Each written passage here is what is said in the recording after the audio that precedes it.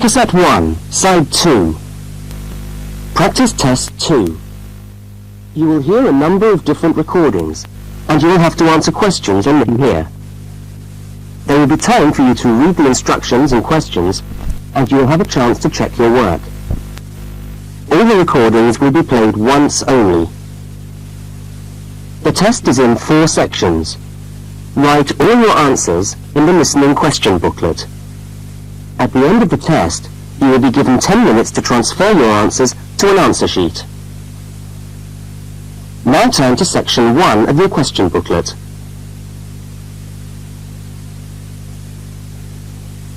Section 1. In this section, you will hear 2 overseas students, Kate and Lukey, being interviewed by a university counsellor. First look at questions 1 to 5.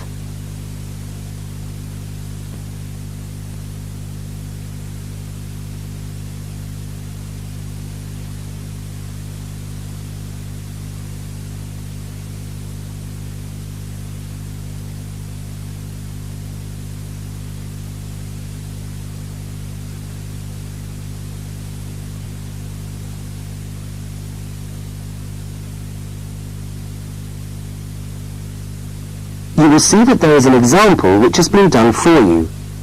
On this occasion only, the conversation relating to the example will be played first.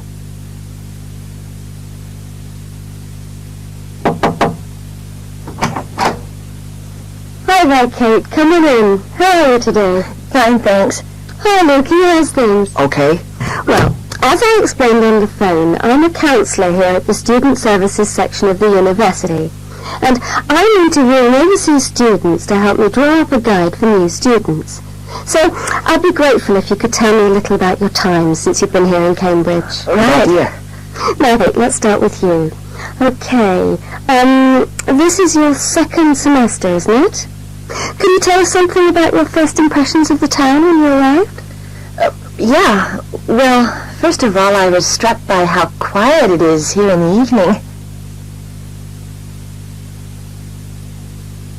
Kate's first impression of the town is that it is quiet in the evening. So, quiet is the answer. Now we shall begin. You should answer the questions as you listen, because you will not hear the recording a second time. Now listen to the first interview with Kate and complete the notes by filling in the numbered spaces 1 to 5.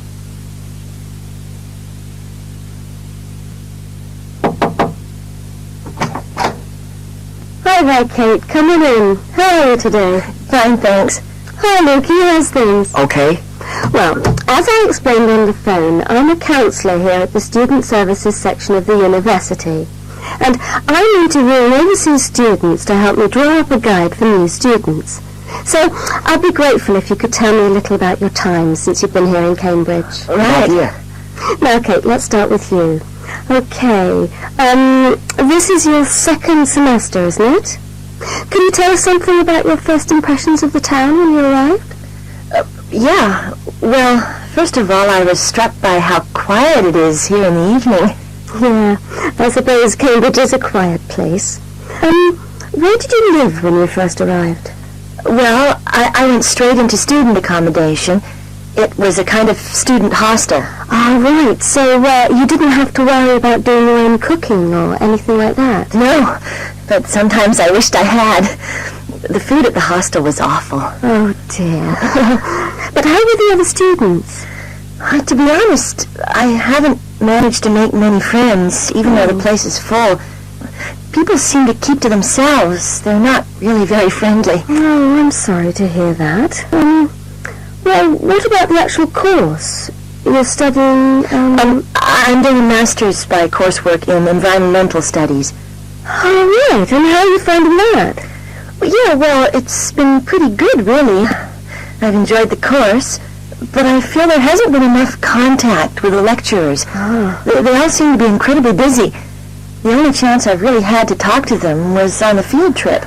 Well, that's no good. Could anything be done to improve the course, in your opinion? Well, I think it would be helpful to have meetings with lecturers on the course. Say, once a fortnight. Something like that. Regular meetings? Yes, that could certainly help. Now, Kate, we'll come back to you in a minute, but I'd just like to ask Lukey some questions. Before they continue the interview, look at questions 6 to 10.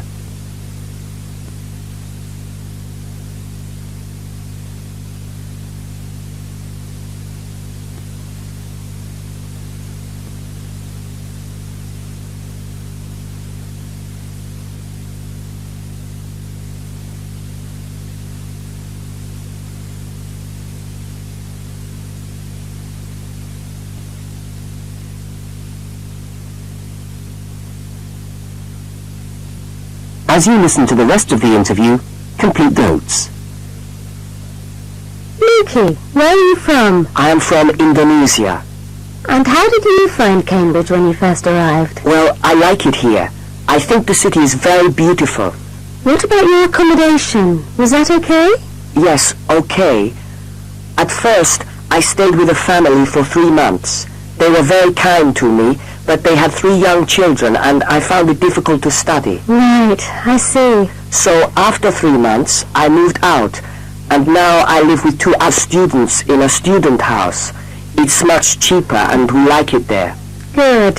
And what about your studies? What are you studying? I'm doing a Bachelor of Computing. Computing, I see. Apart from the language difficulties, if you can separate them, how have you found the course? Okay, but... Yes, go on. Well, the main difficulty for me is getting time on the computers in the computer room. It's always busy and this makes it very hard to do my practical work. Yes, I'm sure it would. Can you reserve time in the computer room? No, you can't.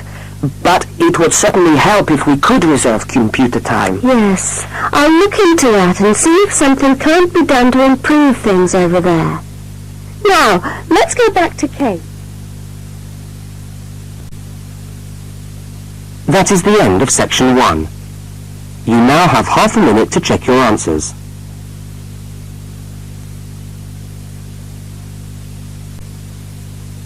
Now turn to section 2.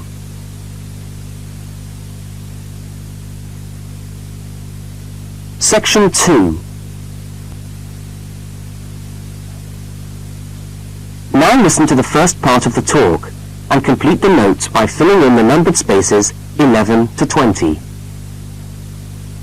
Well, last week we talked about buying camping equipment, and today I'd like to talk to you about buying a bicycle. A simple enough exercise, you might imagine, but there are lots of things to look out for to make sure you get the best deal for your money. Well, the range of bicycles is enormous. There are racing bikes, touring bikes, mountain bikes, or just plain ordinary bikes for riding around town. They vary enormously in 2 basic ways: price and quality. This means that the choice you make will probably be determined by the amount of money you want to pay, your own personal needs, what is actually available, or a compromise of all 3 things. However, in broad terms, you can spend anything from $50 to $2,000 on a bike, so you'll need to know what you're looking for. Single-speed cycles, that is bikes with no gears, are really only suited to short, casual rides. Their attraction is their simplicity and reliability. After years of neglect, they still manage to function, though not always too efficiently. If it's basic transport you're after, then you can't go wrong. 3-speed cycles, on the other hand, are all that is really necessary for most town riding, going to the shops and things like that. Like the single-speed bike, they're simple and reliable. If you're going to be going up and down lots of hills, then you'll probably want something more efficient. 5 and 10-speed bicycles are best suited to riding over long distances or hilly terrain and to serious touring. So if it's serious touring you're interested in, get a 5 or 10-speed bike. However, it's worth remembering that the difference in price between a 5 and 10-speed cycle is usually very little, and so it's well worth paying that little bit extra to get the 10-speed one. So I would tend to recommend the 10-speed bike as the price is similar. However, you'll be getting better quality components. Now the next thing we need to look at is size. Buying a cycle is like buying clothes. First of all, you find the right size, and then you try it on to see if it fits. Contrary to what you might imagine, the size of the cycle is not determined by the size of the wheels, except in children's cycles, but by the size of the frame. So you'll need to measure the length of your legs and arms to get a frame that is the right size for you. Well, that's all from Helpful Hints for today. That is the end of section 2. You now have half a minute to check your answers.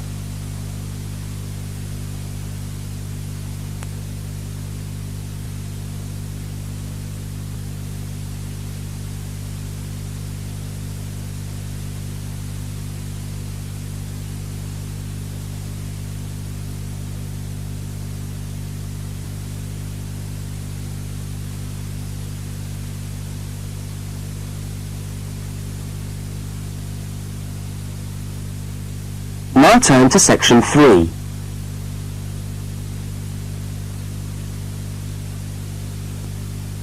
Section 3. In this section, you will hear a conversation between two students, Fiona and Martin, talking about a tutorial topic. First, look at questions 21 to 24.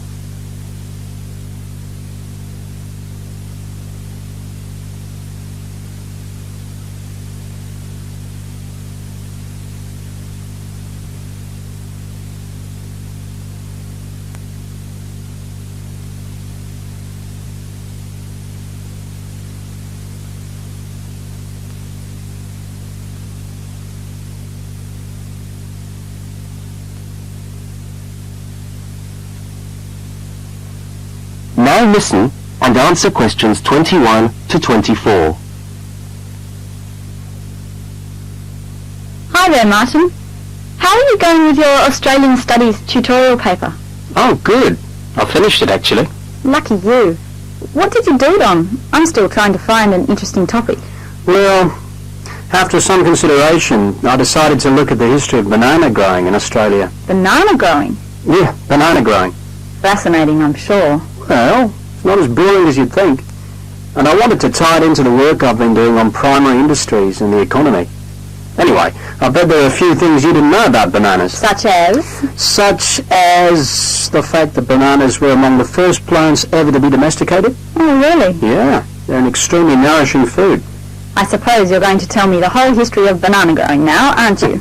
Well, it'll be a good practice run for my tutorial next week. I'll do the same for you sometime. Okay, fire away. So where were these bananas first domesticated? According to my research, the Cavendish banana, which is a type of banana, and the first type to be cultivated here, actually originated in China, but they had a fairly roundabout route before they got to Australia. You mean they didn't go straight from China to Australia? No, they didn't. It seems that in 1826, bananas were taken from South China to England. I suppose they'd have made a welcome addition to the English diet. Yes, I'm sure. Well, apparently there was an English duke who was particularly fond of bananas, and he used to cultivate them in his hothouse, which is where you have to grow them in England, of course, because of the cool climate. And they became quite popular in the UK. So he was the one responsible for cultivating the Cavendish banana, which was then introduced into Australia. I see, and we've been growing them ever since. Yeah. Now look at questions 25 to 32.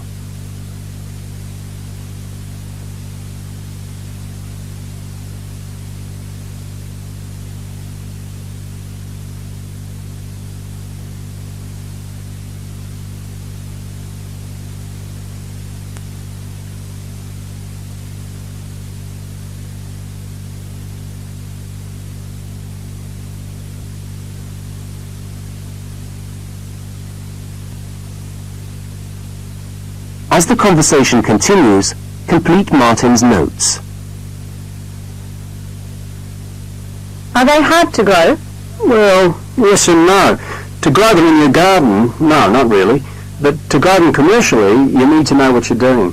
You see, you only get one bunch of bananas per tree, and it can take up to 3 years for a tree to bear fruit if you don't do anything special to it.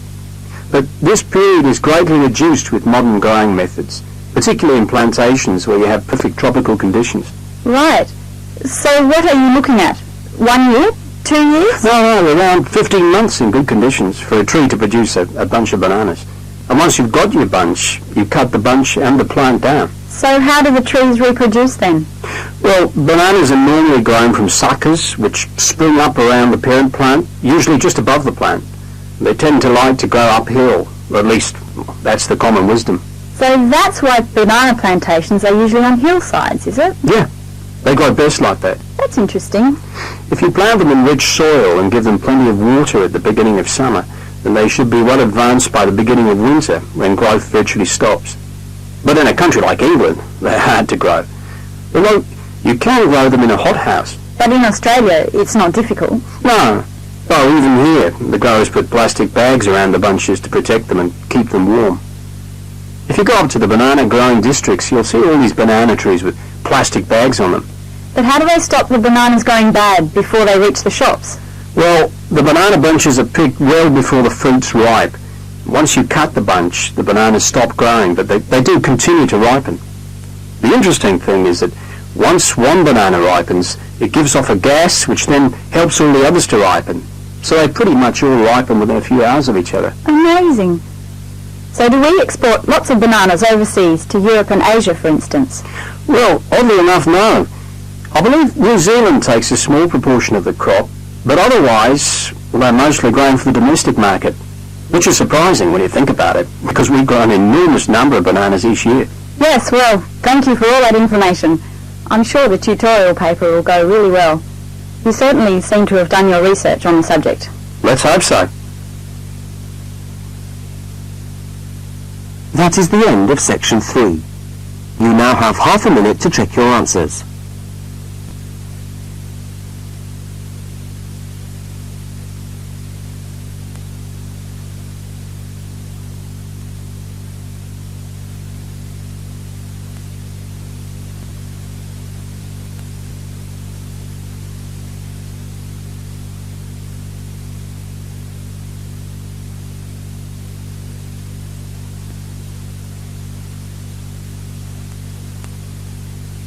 Now turn to section 4.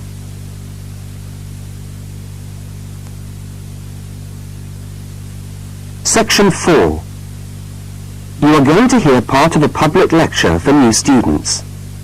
First, look at questions 33 to 35.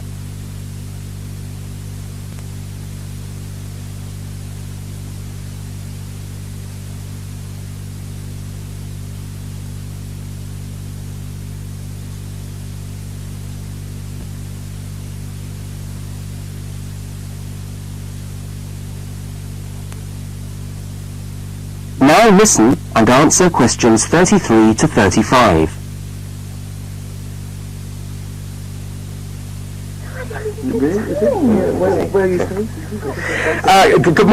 Good morning everyone, and welcome to our regular lecture on health issues. This series of lectures is organised by the Students' Union and is part of the Union's attempt to help you, the students of this university, to stay healthy while coping with study and social life at the same time. So, it's a great pleasure for me to welcome back Ms. Diane Greenbaum, who is a professional dietitian and who has been kind enough to give up her time in what I know is a very hectic schedule to come along and talk to us today. Thank you. Thank you very much, John. May I say it's a pleasure to be back. Now, stresses at university, being away from home and having to look after yourselves, learning your way around the campus, all contribute to making it quite hard sometimes to ensure that your diet is adequate. So, today, I'm going to talk about ways of making sure that you eat well, while at the same time staying within your budget.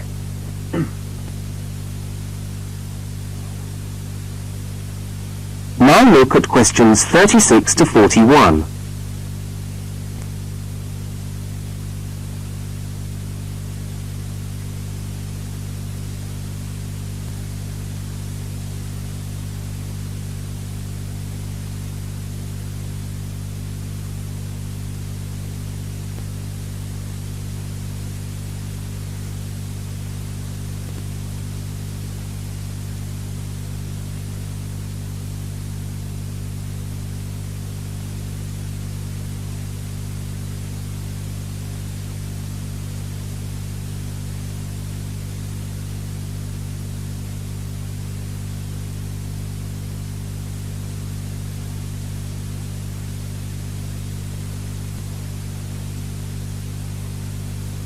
As you listen to the second part of the lecture, complete the notes and diagram in the spaces provided.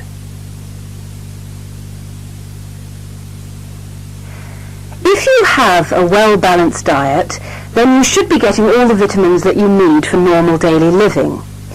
However, sometimes we think we're eating the right food, but the vitamins are escaping, perhaps as a result of cooking, and anyway, we're not getting the full benefit of them. Now, if you lack vitamins in any way, the solution isn't to rush off and take vitamin pills, though they can sometimes help. No, it's far better to look at your diet and how you prepare your food. So, what are vitamins? Well, the dictionary tells us they are food factors essential in small quantities to maintain life. Now, there are fat-soluble vitamins which can be stored for quite some time by the body, and there are water-soluble vitamins which are removed more rapidly from the body. And so a regular daily intake of these ones is needed. Okay, so how can you ensure that your diet contains enough of the vitamins you need? Well, first of all, you may have to establish some new eating habits. No more chips at the uni canteen, I'm afraid. Now, firstly, you must eat a variety of foods. Then you need to ensure that you eat at least 4 servings of fruit and vegetables daily. Now, you'll need to shop 2 or 3 times a week to make sure that they're fresh, and store your vegetables in the fridge or in a cool, dark place. Now, let's just refresh our memories by looking at the healthy diet pyramid. Okay, can you all see that? Yep. Good. Well, now, as you see, we've got 3 levels to our pyramid. At the top, in the smallest area, are the things which we should really be trying to avoid as much as possible. Things like, yes, sugar, salt, butter, all that sort of thing. Next, on the middle of our pyramid, we find the things that we can eat in moderation. Not too much, though. And that's where we find milk, lean meat, fish, nuts, eggs. And then at the bottom of the pyramid are the things that you can eat lots of, because they're the things that are really good for you. And here we have bread, vegetables and fruit. So, don't lose sight of your healthy diet pyramid when you do your shopping.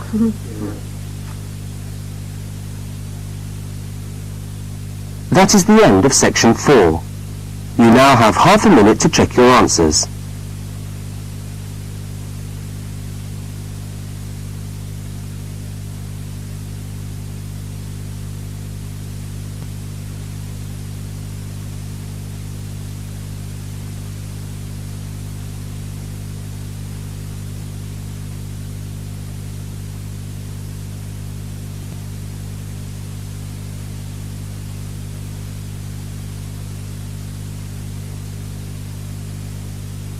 That is the end of the listening test.